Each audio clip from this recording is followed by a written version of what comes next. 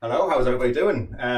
It is 25 to 6 in the evening, a rather nice sunny evening. I have raced in from work because I had quite an exciting delivery this morning. Delivered to my mother-in-law's house while I was at work, so I've had to sit all day thinking about this box and what's inside this box. But here you go. No, it's not a giant road bike. It's actually a very small road bike. So this bike, that box, was until Monday morning in Michigan, in the US. And fantastically, by about 10 o'clock this morning, it was in Newcastle upon Tyne. Excellent service from DHL Express. Right. I'm just too excited to open this, so let's get to it. This is the product of an email I received maybe a week ago from a gentleman in Michigan who was telling me about a bike that he was persuaded to buy in the 70s. By, I think it was his brother or his friend, or they knew someone who owned a bike shop and had access to some team bikes that came in from a local cycling club. And he was persuaded to buy this bike. I'll check my facts, but it was probably about 77, 78 he bought this bike. And he's ridden it about 10 times since then. It's a bike that I'm never going to be able to ride because I don't even know what size it is, but it looks like it's about maybe a 50 to 52 centimetre. So it's way too small for me, but I couldn't say no. So, it was packed in a local bike shop, and the bike shop owner was over the moon to have this bike in his shop. And the young lad who packed it had never seen anything like it before. So he learned a good lesson about Raleigh and the history of Raleigh and the history of SB numbered bikes.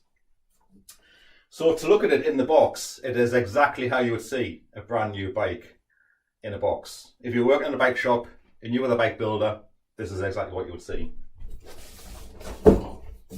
So I need to try and pull it out.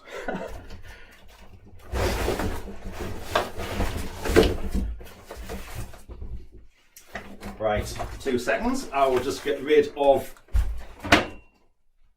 the box. Box of bits. Right, let's just get that box out of the way. Done. Right. So, this bike is in original paint and with original parts, except as Bill, the previous owner, said, the soaps, tubes, had rotted and the rims were given way at the eyelets. So he had some high pressure rims and tyres put on. He also replaced the Snelly saddle it had with that, which is just more comfortable for him, even though he just rode the bike about 10 times. But to give you a clue, there is a lovely Super Record seat pin. They will be titanium axle Super Record pedals, and it has a straight QR, so you're looking at pre 77, 78 for that.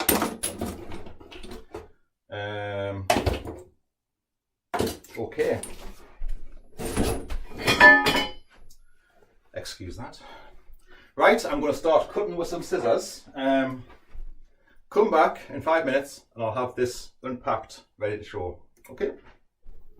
Hello, I'm back. That took a lot of unpacking. There was lots of packing on there. The bike shop did really well. Really happy with that. Right, so let's get into this bike. Original paint, original parts. Here you have it. This is SB9.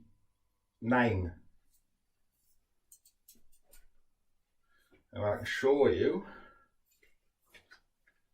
if you can see that. Wipe some dust off. SB9. One of the very first SB bikes ever built. So far only SB6 and 7 predate this. And it's just an amazing bike to have. Can't really get the words to explain how happy I am to have this, especially because it is in such amazing original condition. Now this is one of the bikes up till about well, there's a big gap between SB9, this one, and SB15. This is original and SB15 is original. At some point between those 6 bikes, they changed the graphics. These graphics are large and they don't have a black outline. They changed from Team on the top tube to Team Raleigh, which they used until about 1978. It typically has the Campagnolo transfer on the down tube, and if you can see it, it has the little triangular race-proved transfer at the bottom.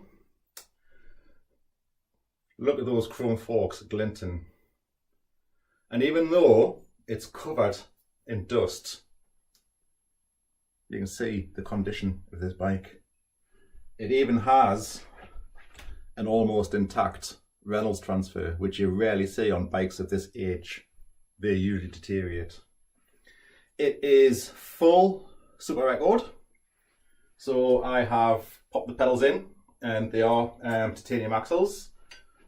Super Record seat pin. The correct early Super Record headsets. Super Record brakes. And it has the original PAT 73 rear derailleur.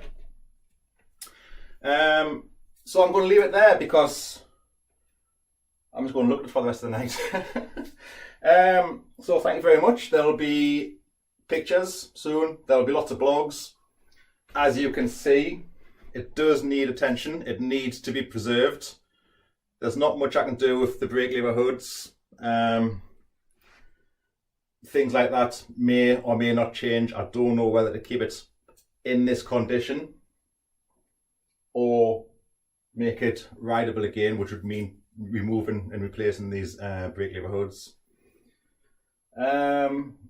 Pretty much everything else is going to stay but be cleaned, and I'll need to track down a Sinelli saddle for it, because that's apparently, according to the previous owner, that's what it had. It didn't have a Brooks Professional, it had a Sinelli. But there you go, once again, SB9.